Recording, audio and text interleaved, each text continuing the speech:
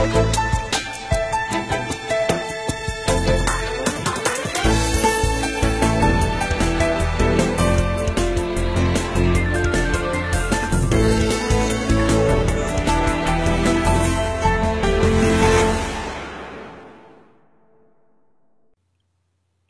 afternoon, Rene. Good afternoon, Ezakeil. Well, it's good to see you again. Thank you. So, you've been a long time observer of Ethiopian politics and the Ethiopian state. I think you're one of the first people to write about the Ethiopian Revolution of 1974. Yeah. In La Revolution Heretique, you talk about the ruling class in Ethiopia in La Revolution Heretique, about the ruling class being secretive, having secretive ethos, having a conspiratorial view of history. It looks like things don't change in Ethiopian politics. Is that the case? I used to say that the real Ethiopian revolution is still in front of us. There is an incredible continuity between the different regimes I have known, imperial regime, Derg, and now. Let me explain you some basic features which are shared by these different powers. Okay. The first point, is that the national question is still pending.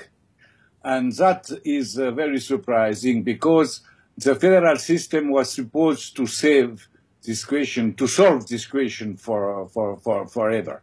But the national question is still there in front of us. It is still pending. I mean by that the relationship between the different ethnic components of the Ethiopian society remains so unbalanced that some of them have literally rebelled against what they feel as their marginalization, if not their domination or even their exploitation. That is proved by the last events in Oromo. And simply at the end of the imperial time, the epicenter of this national question was Eritrea. Now it's whole Oromo. The second feature is that Haile Selassie built a very strong central state apparatus to weaken the local nobility and to assert his power. And this new state was devoted to himself only.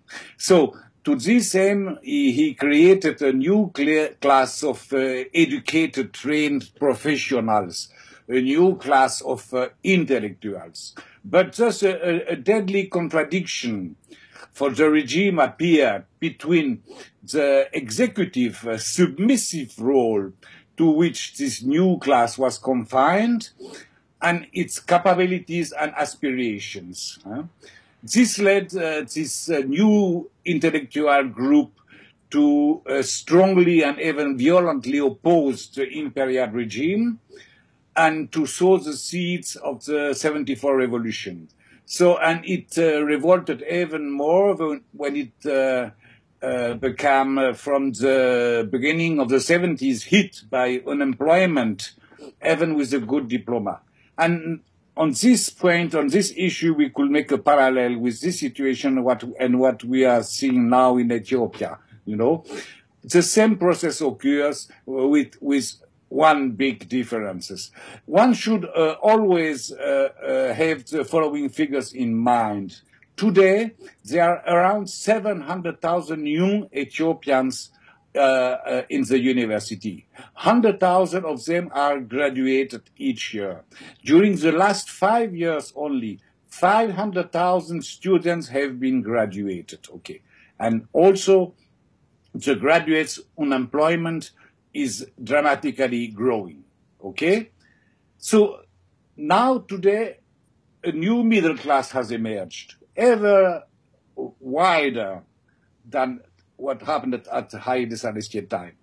it doesn't constitute a monolithic block, but a growing part of this new middle class is deeply dissatisfied by the same executive and submissive role to which it is confined. This is due to the hierarchical, top-down way of ruling in any domain, state apparatus, parastatal companies, and even the private company. These professionals, they felt restrained, they felt stiffed, they felt, I would say, infantilized, okay? So in short, they want their voices to be heard, but they have now no way to do so. But there is, of course, a fundamental difference between Haile Selassie's time and now. It is that at Haile Selassie's time, this group of intellectuals was a revolutionary group with a revolutionary aim, which was to destroy the imperial system and to build a socialist system. Now it's different, okay? In my view, from what I know from this new middle class, from discussions I have with them, is that what they want first is their professional freedom, more, I would say, than their democratic rights, okay? So, and when the professional grievances met with the ethnic national grievances, then you have the situation you have now in Oromia, okay? And third common feature is the power system. They share two main features. They are both pyramidal, monolithic, and ethnically based. You know, during the imperial time, this was in fact a theocracy. You had God at the top, then Haile Selassie as his representative on the earth, and step after step, you have at the end the peasant, the gebar, okay, etymologically the guy with constraint to the statute labor, okay, and the ruling elite was also predominantly Sho and Amhara. The present system is, or was at least until Mele's death, also pyramidal, but it was fully in line with the legacy of the student movement. At the top, you had a small self-proclaimed vanguard elite, what was legitimacy derives from his supposed intellectual superiority, and who as such has the right and the legitimacy to rule. The famous motto of the first times of the socialist country, the Soviet Union, could also be valid for this ruling power. You know, this motto was more or less something like, we are the only ones who know what should be done to make the people prosperous and happy, and we will do what is necessary to bring this happiness and this prosperity to the people, even if necessary by force and against its will. So it means that by essence, the power is necessarily monolithic. Okay, those who oppose it are either misguided or are objectively against prosperity and happiness. Just a general and expression to qualify them as anti-peace element or anti-development elements. And the consequence is also the stifling of any decent voice, because one can criticize the ruling power, but only for its insufficient implementation of its own policy and taking only into account its own criteria, and not for its policy itself.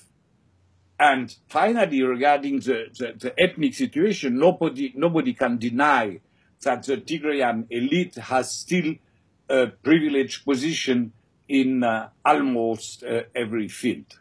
The first common feature concern the top leader, the strong man, okay? The strong man was, of course, Meles Zenawi. And I am still convinced that the mental decline of Haile Selassie was a key, one of the key of the downfall of the regime. So his iron fist was not in iron anymore. So different sources told me that at the end of his reign, some of his orders were simply ignored. And the ruling elite around him was deliberately weakened by him, by deliberate divisions and constant occupational mobility. So his death left this imperial elite completely powerless, okay? Meles Zenawi has partially the same manner to rule from the beginning of the 2000s. He sidelined the old guard. He appointed new young person who are now criticized as being simply yes men and not able to rule correctly the country, okay? The other difference is that after Meles' death, this ruling elite did not dislocate it, but it is, of course, now in a deep, deep disarray. The leadership crisis in Ethiopia is, in my view, still going on. And the fifth point, which is for me very interesting, is that one of the key issues of the unrest in Oromia has been the question of land, okay? What is now called the land grabbing, okay? One of the motto of the demonstrators was Oromia is not for sale, okay? And at the end of the imperial regime, one of the key questions was the land tenure system, and particularly the land tenancy in the south. So the land is always still the hot issue of the time. Well, you've raised so many issues in your effort to answer the questions about my question about the continuities and differences between the three successive regimes of the last half century. Maybe we will probably unpackage it right now. So of the many things that you raised, I would probably be interested in going to this economic elite or economic policies and the ethnic question.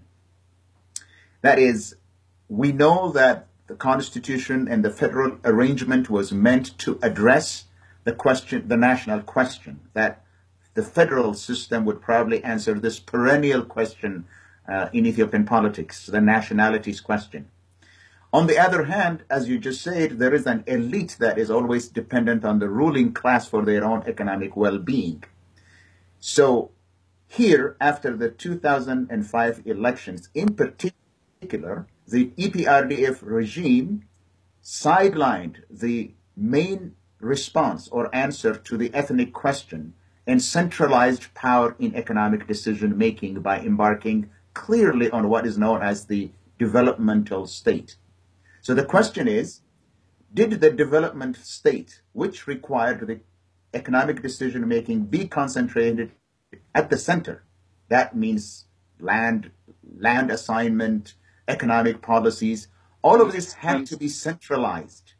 But that actually contradicted the federal arrangement. So is one response to a specific question actually destroying the important answer of federalism to the ethnic question? Okay. It's 100% clear that a developmental state is not compatible with a true federal system, okay?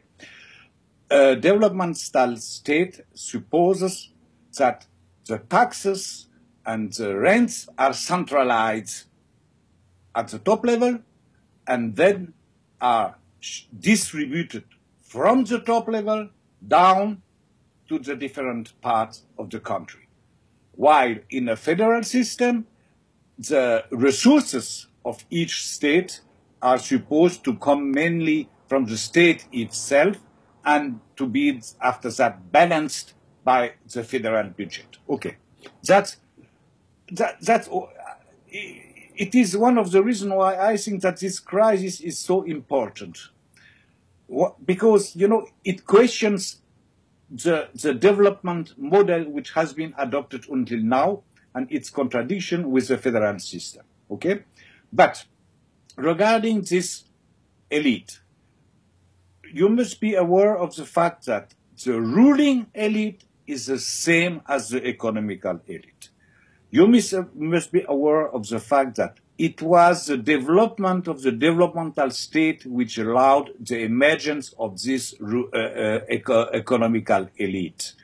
Because it was the people who were in high institutional positions who could take advantage of these positions to build for themselves or for their family or friends or whatever networks to build economical advantages. It means that the oligarchy in Ethiopia is a son of the developmental state system. Okay, that's one very important point. The second very important point is that you should look into what happened in Oromo. I must be very careful in this regard because I haven't been in Oromo during the last weeks. And the information I have are only second-hand information, okay? But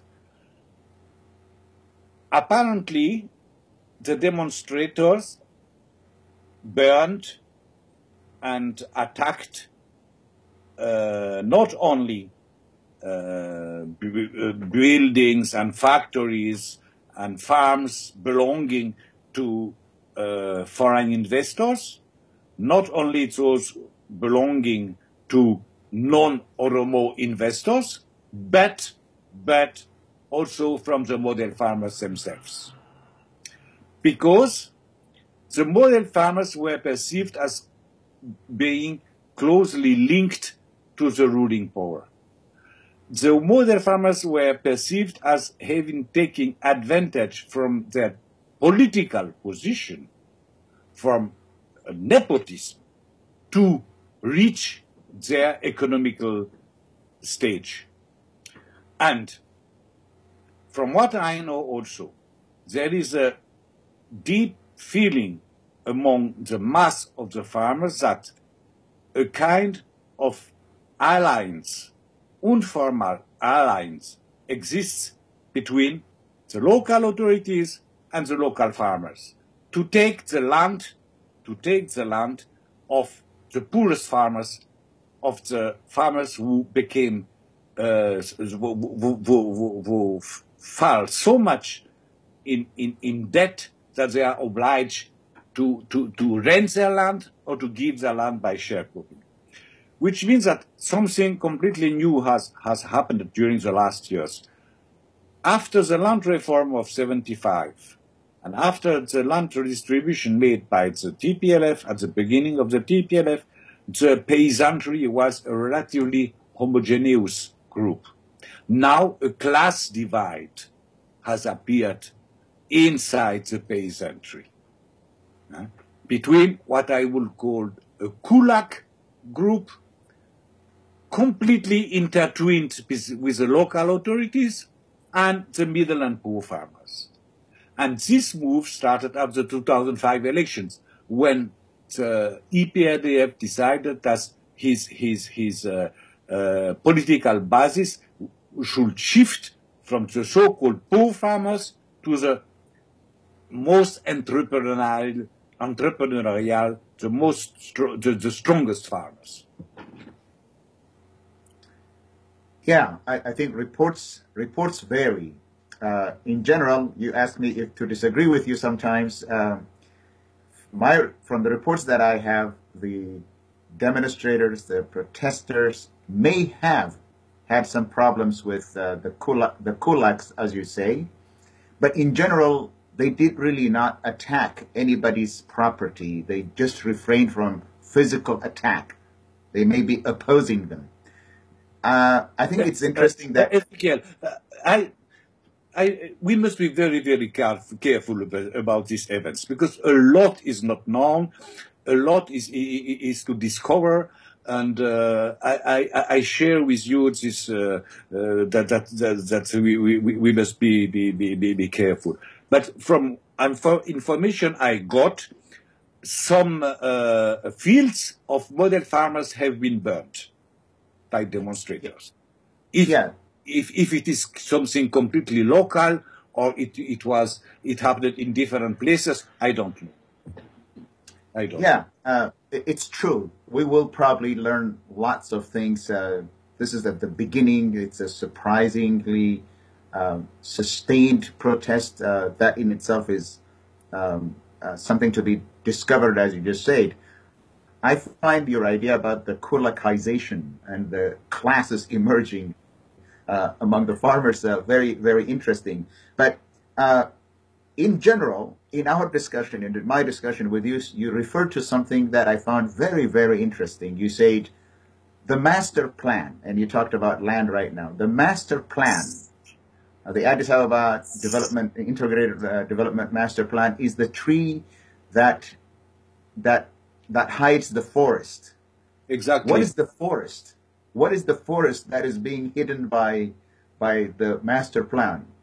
You know, what proves that the master plan is only the tree which hides the forest is that, as you know, the government has said that it will stop the master plan.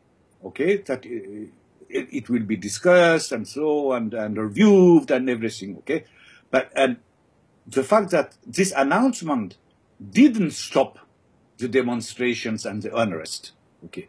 Which proves that the master plan is not the focal point, not the main reason of the unrest. The main reason of the unrest are for me very, very, very simple. More or less 1 year ago started a big campaign against bad governance, corruption, unaccountability. Okay.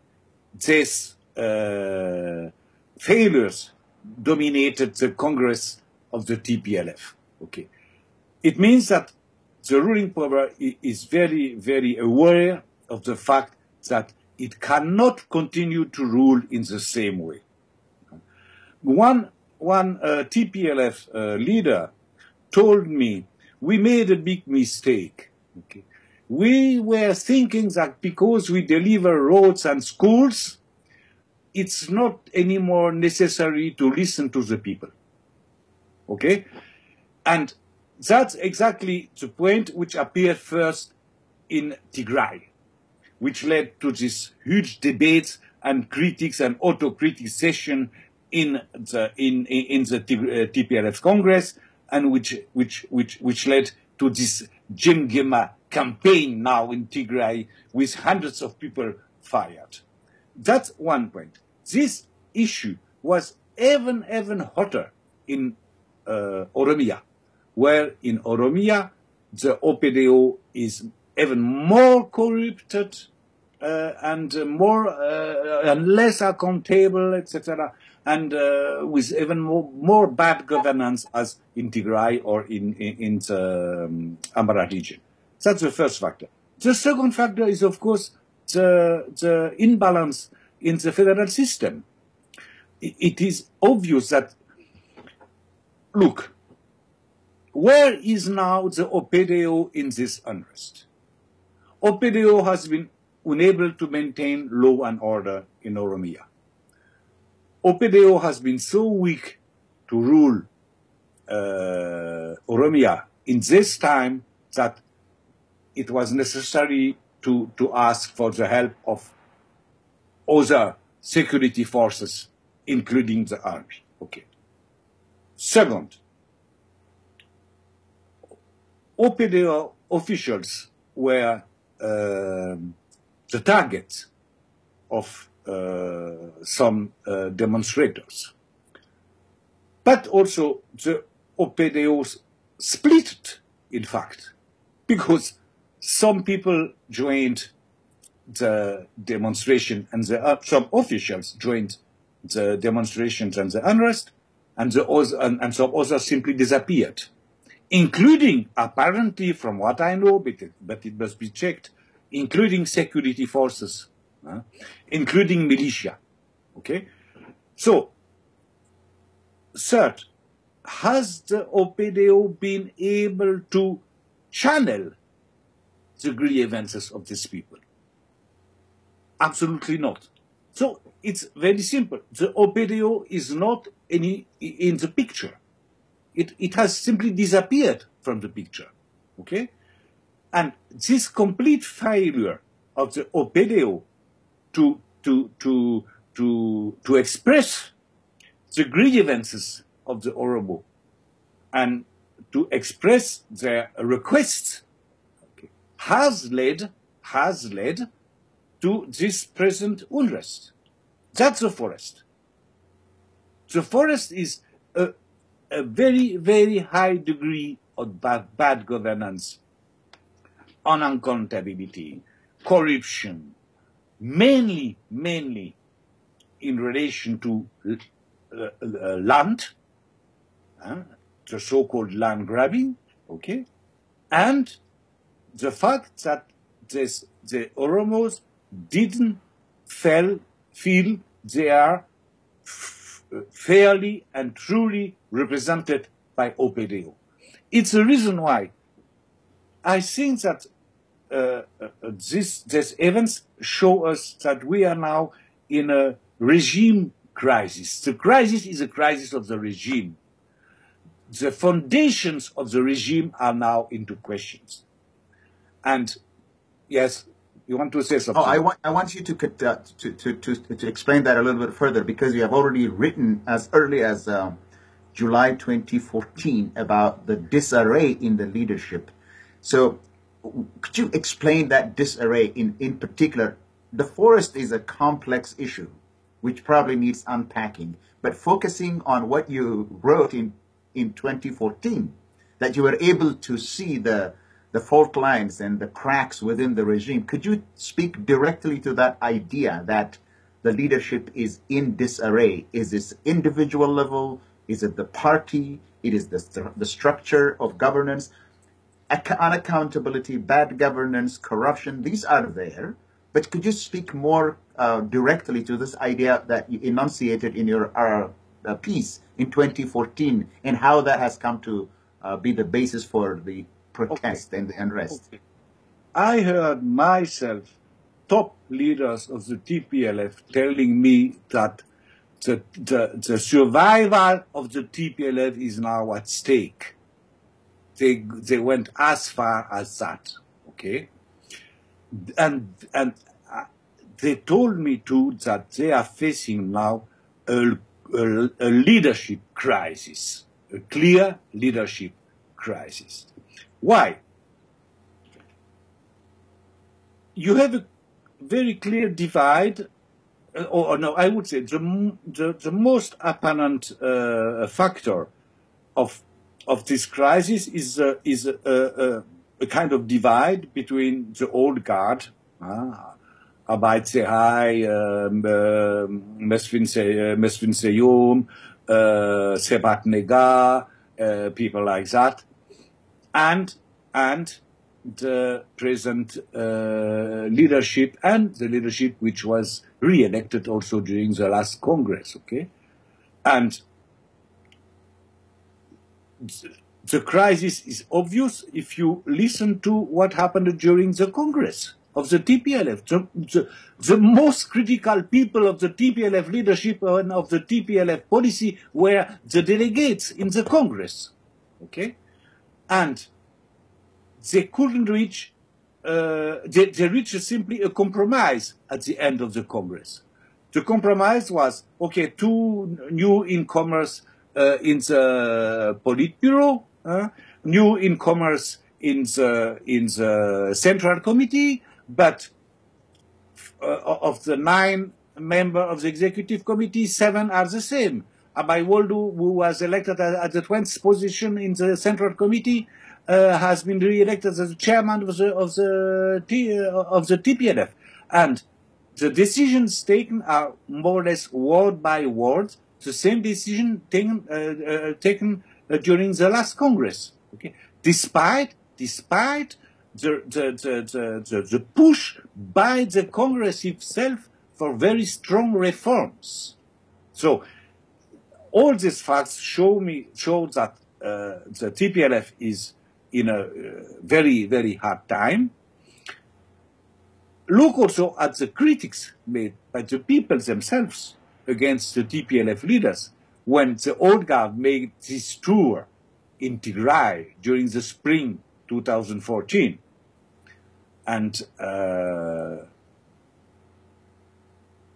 people asked, bring us our TPLF back. The TPLF which was which was in our service, I would say. So, do you mean the present TPLF is not really serving the interests of the group? Is that what you meant? But that was the people in Tigray said to the old guard members who visited Tigray. That was exactly what was said during the Congress. Okay, what do they mean by that? Bring back the old TPLF. Bring back the old TPLF, which was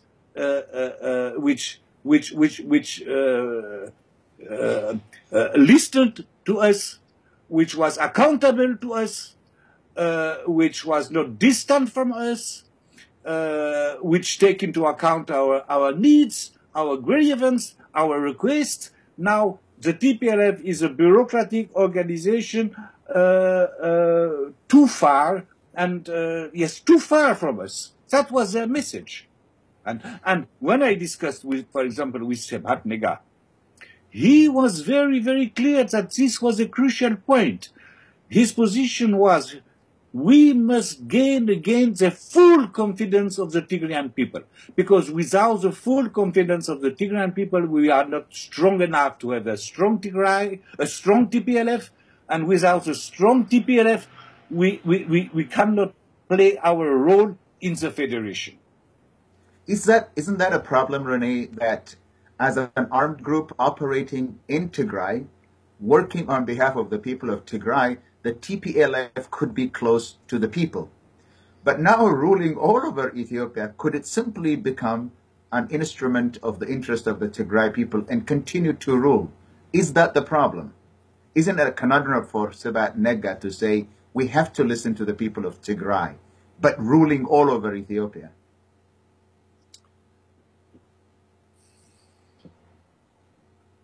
They could be as an armed group.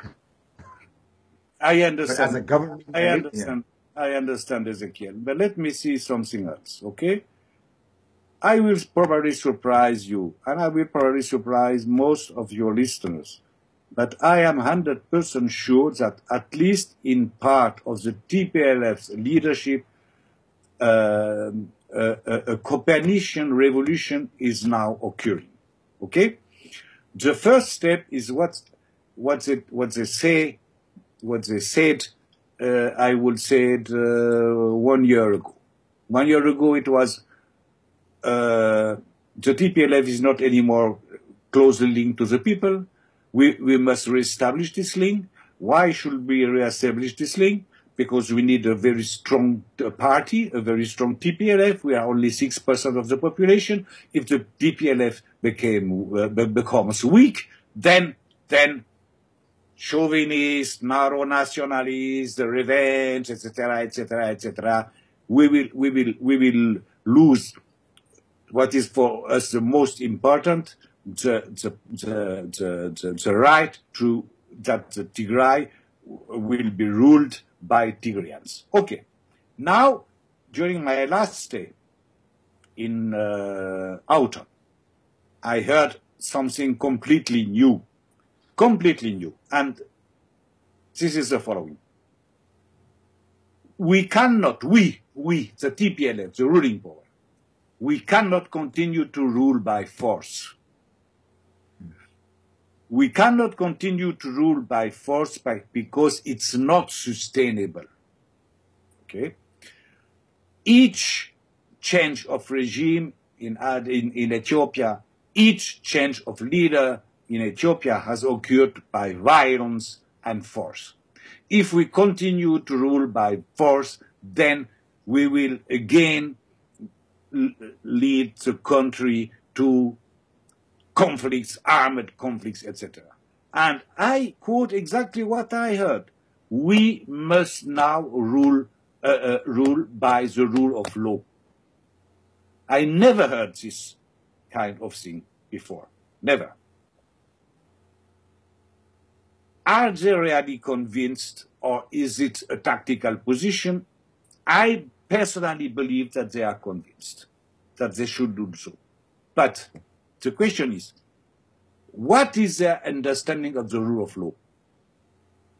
To which degree to implement the rule of law? If you look at the present events in Oromo, okay, apparently the main reaction was repression. Arrestation, repression, killing of people, etc., etc., etc., arrestation of journalists, of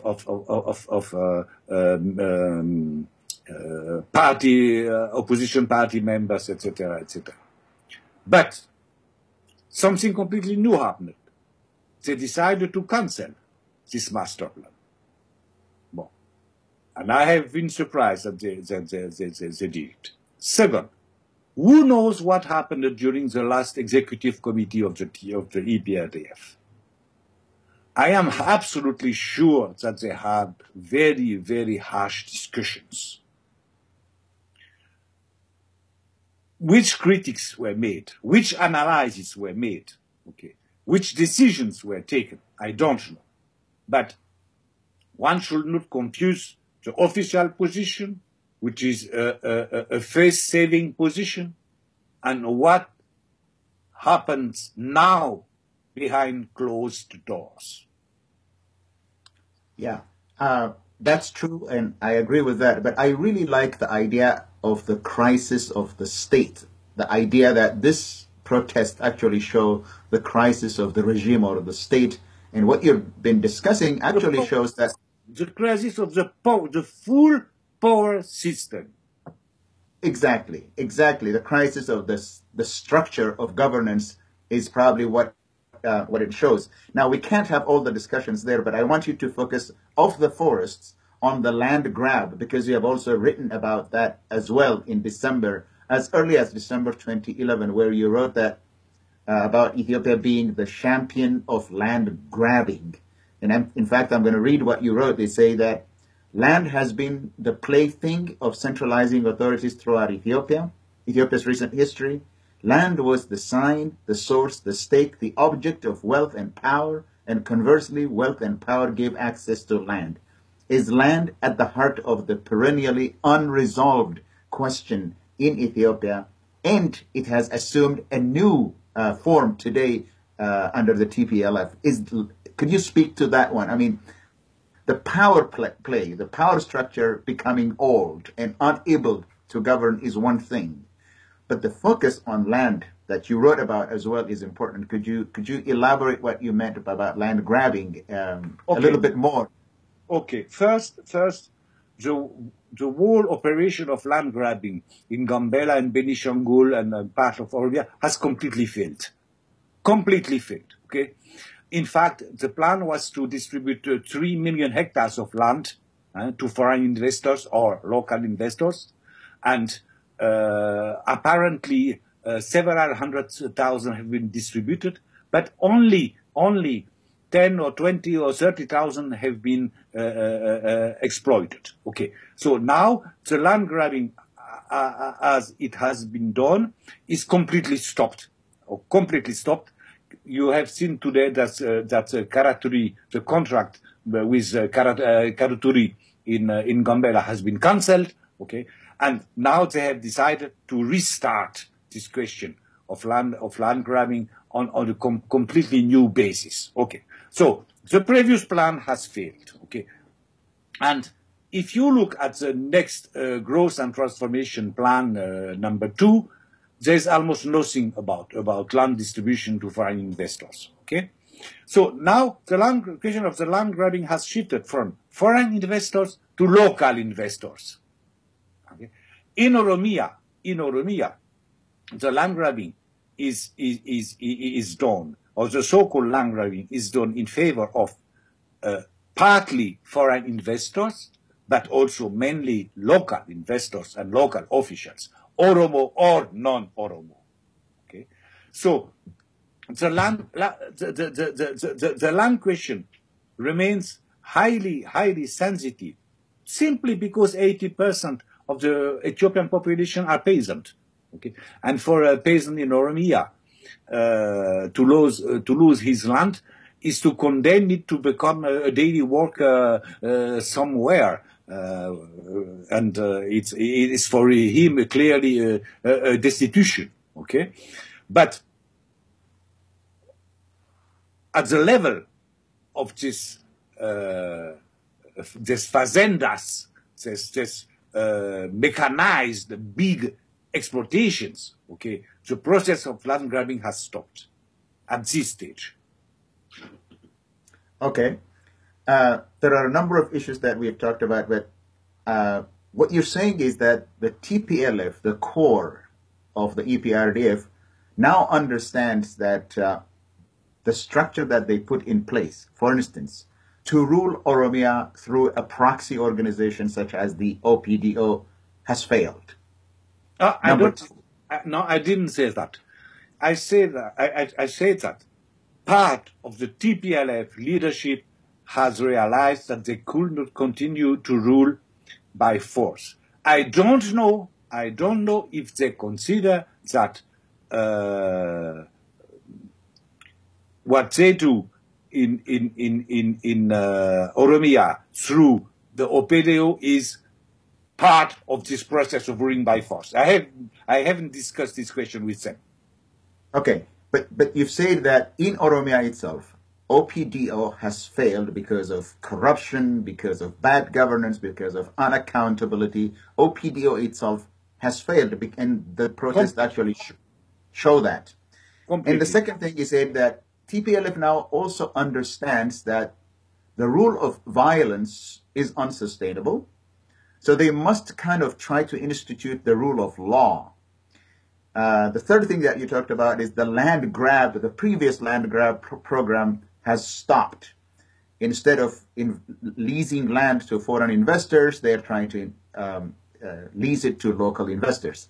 So from what you're hearing from the powers that be, that they are trying to shift their approach to governing in general. But we don't see that. We don't absolutely see that. They're not transparent. Still, the rule of violence is what we see. Still, the party structure is what we see. Still, land grabbing is going on. And the master plan is one example of that. So why are they not doing what they're telling you? We're not seeing it. They're not transparent about it. What is stopping them? Has the system itself come to a place of stasis where they cannot do what they profess to be doing? Tell me something, Ezakeil. How long can we continue the discussion? How long can we continue the discussion? How many time we have? We have finished. We have time. Go ahead. Oh, okay. What you say now is exactly the core of the problem. That is the core of the problem. And to understand it, we must analyze a little bit the power system now in Ethiopia. The power system is structured along two different lines. One are the institutions. You have, for me, 4 main institutions now playing a role in Ethiopia. You have the executive committee of the EPRDF, you have the prime minister and his cabinet, you have the regional governments, and you have the army and the security services. Okay? You see that I don't mention justice, and I don't mention all the assemblies. Okay? That's one line of structuration. Then you have another line of structuration, which is the oligarchic networks built around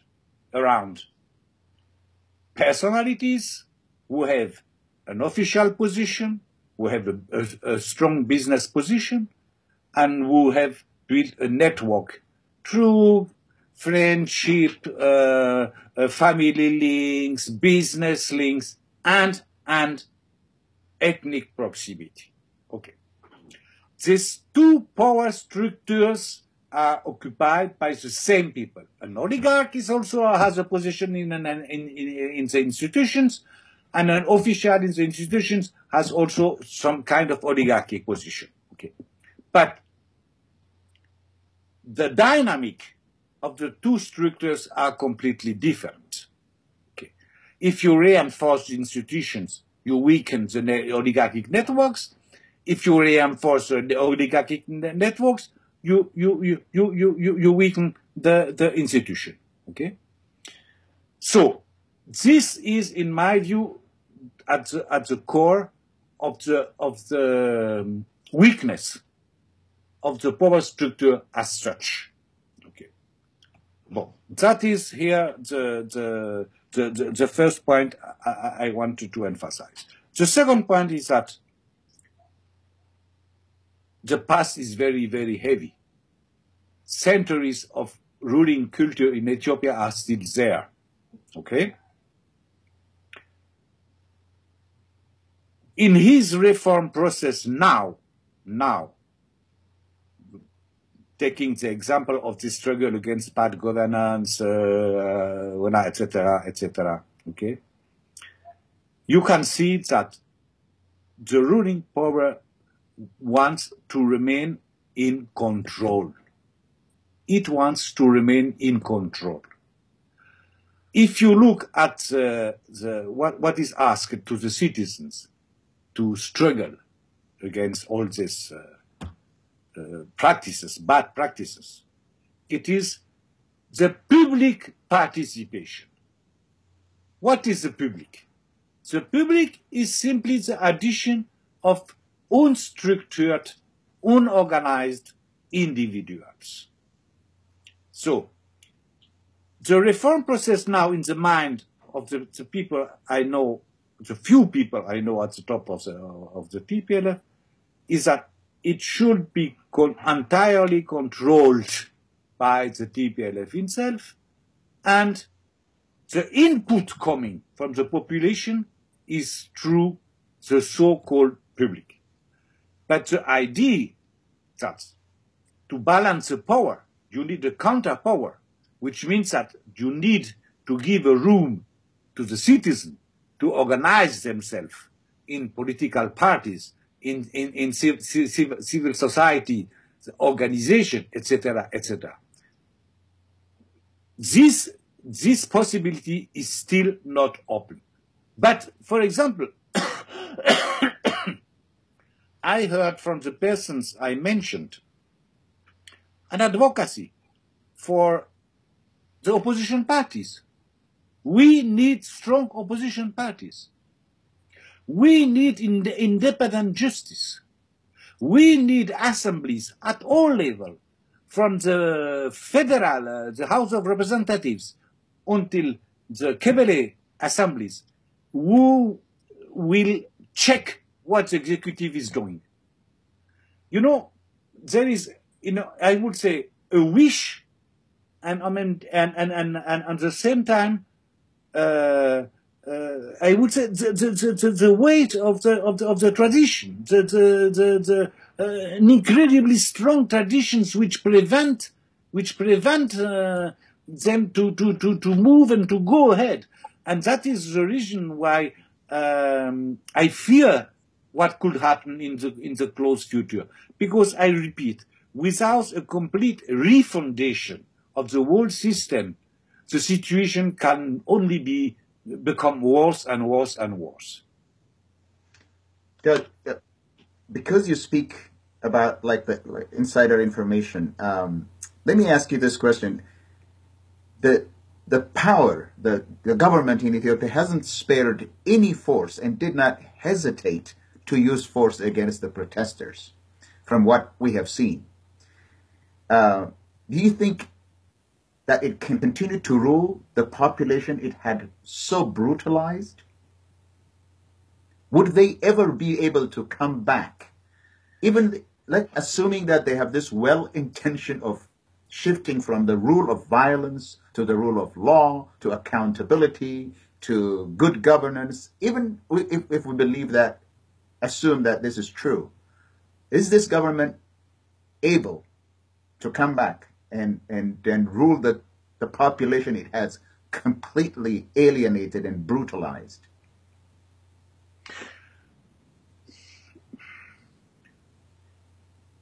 I think it will be possible without a very, very strong signal that it wants to change. And a possible signal will be to organize a kind of very inclusive conference, broad conference.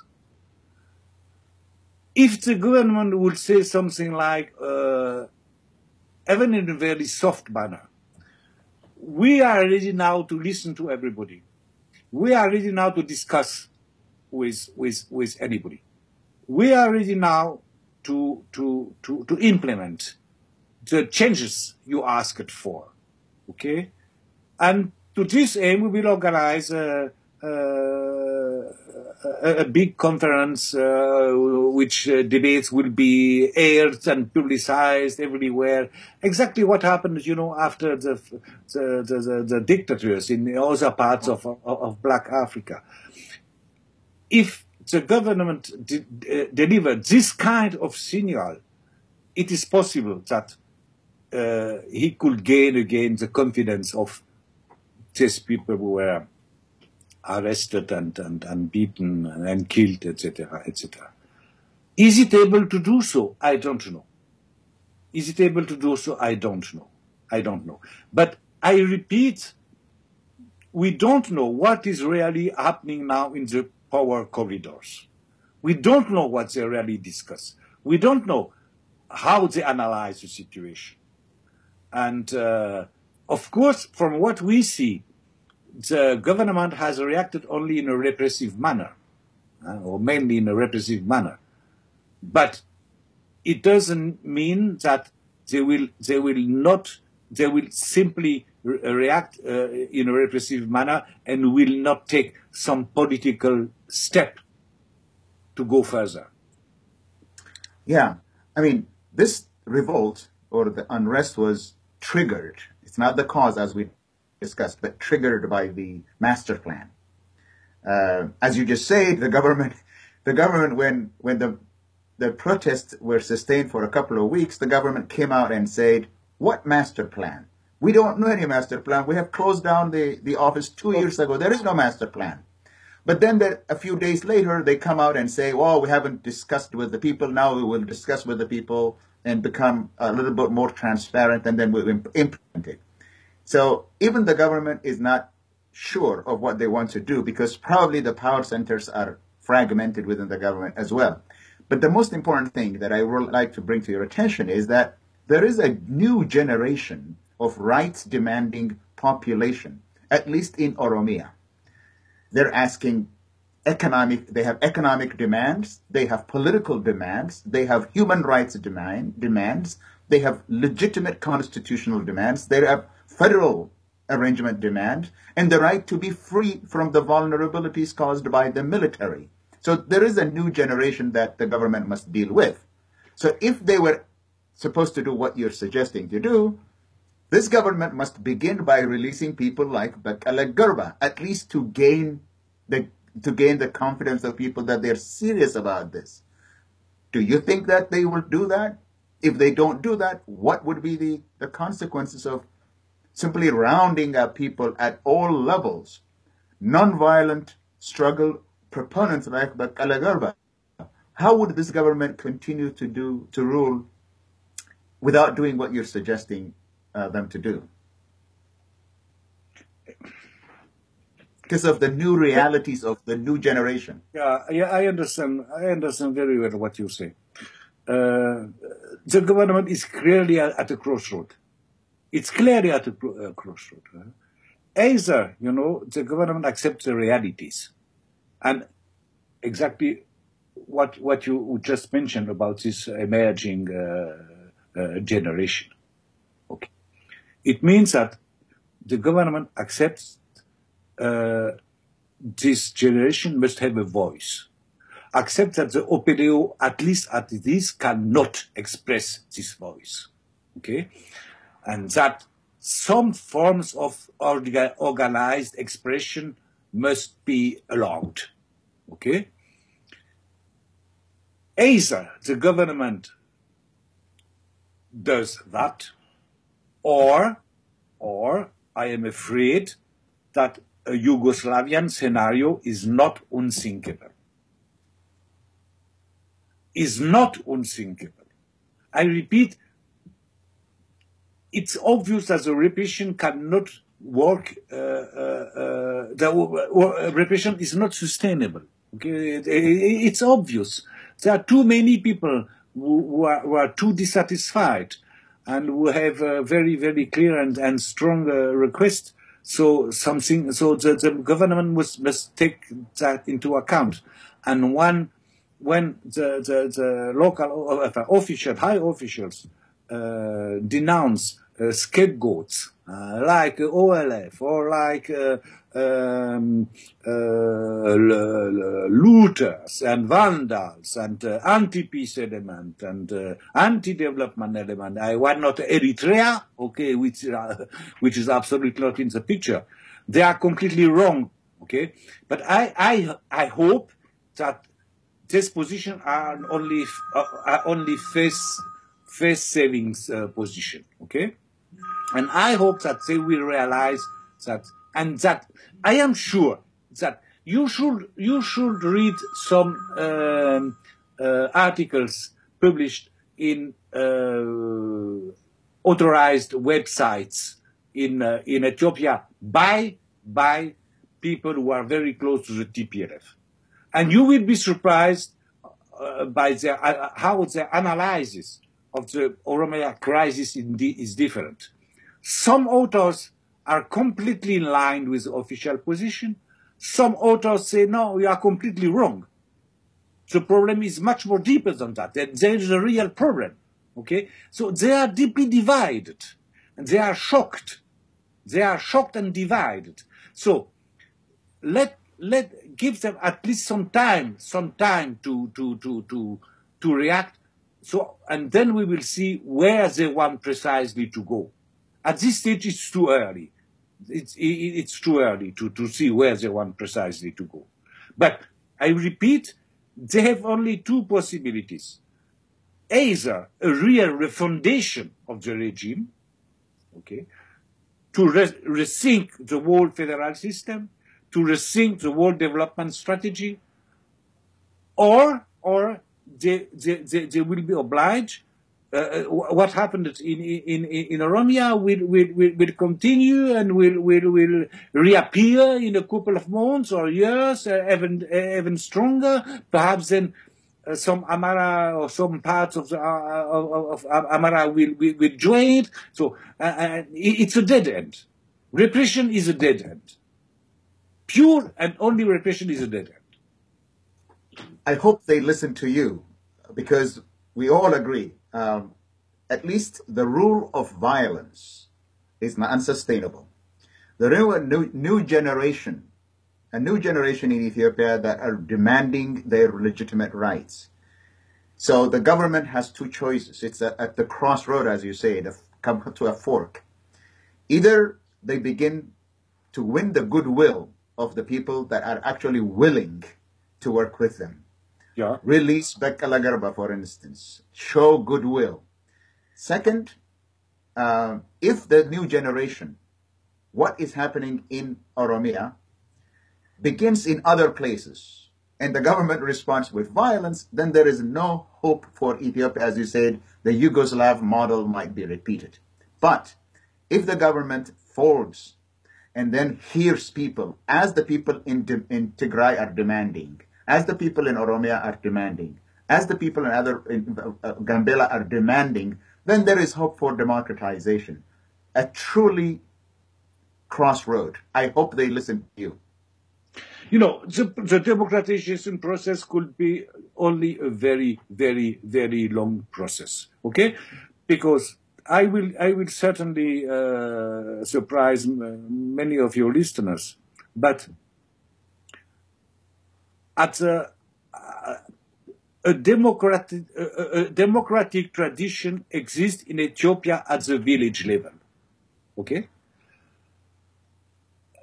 This tradition has been broken by the penetration of the state during the last years, starting with peasant association and how the DERG has instrumentalized this peasant association. Okay, but above the village, there is for the management of areas above the village, there are no democratic tradition at the grassroots level.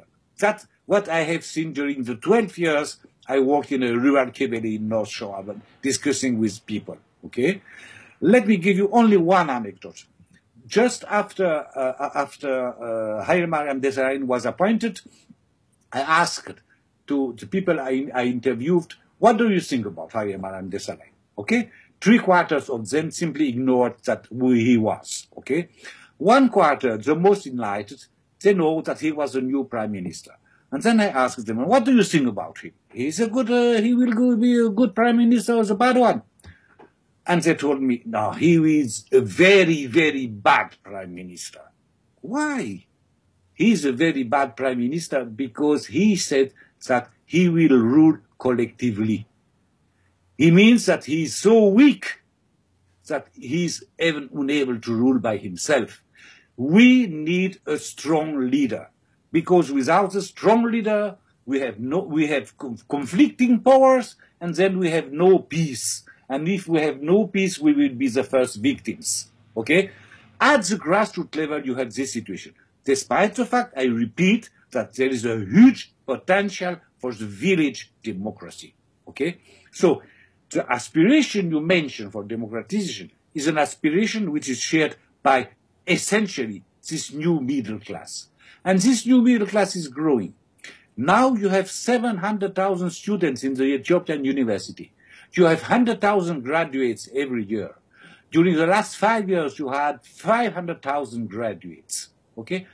These people, they think completely differently of the previous generation. And they have completely different aspirations. And effectively, these people want their voices to be heard. And that's a problem. The generation you mentioned in Oromia is part of this generation. Okay? And until now, this generation didn't have an organized expression, either through political parties or civil society organizations. And that's a problem, that's a failure. Without admitting that he must have interlocutors who will reflect the interests, I would say, of the classes or the groups to which they belong. Unless it admits that, the ruling power will be in a dead end. Well, this is a fascinating discussion. Let's close by saying that stop labeling the people that are demanding their rights as anti-terrorist, terrorist, or anti-peace, or whatever, and start to listen to them. That's what they're demanding. If not, a very terrible scenario is afoot. Well, I thank you for the conversation. It's possible. I hope it will not happen. Yeah, because, last very short point. We must admit that the opposition is not now in a position to be an alternative. The change at this stage, the changes can be only impulsed by the present regime. On that one, we disagree. No. On that one, we disagree, because this regime has lost any legitimacy to rule in my eyes. What it has to do is to expand the political space and to listen even to the disorganized legitimate opposition. Without it, this government itself cannot be the agent of change. Ezakeil, I agree with you that the political space must be, it's compulsory to widen the political scape. But in the coming years, the center of gravity of the changes, the center of gravity can be only the present regime by associating different forces. But these forces by themselves alone are not strong enough and cohesive and coherent enough to present an alternative. That's my view. That's a view. And I thank you for the very, very, very important and fascinating and revealing conversation.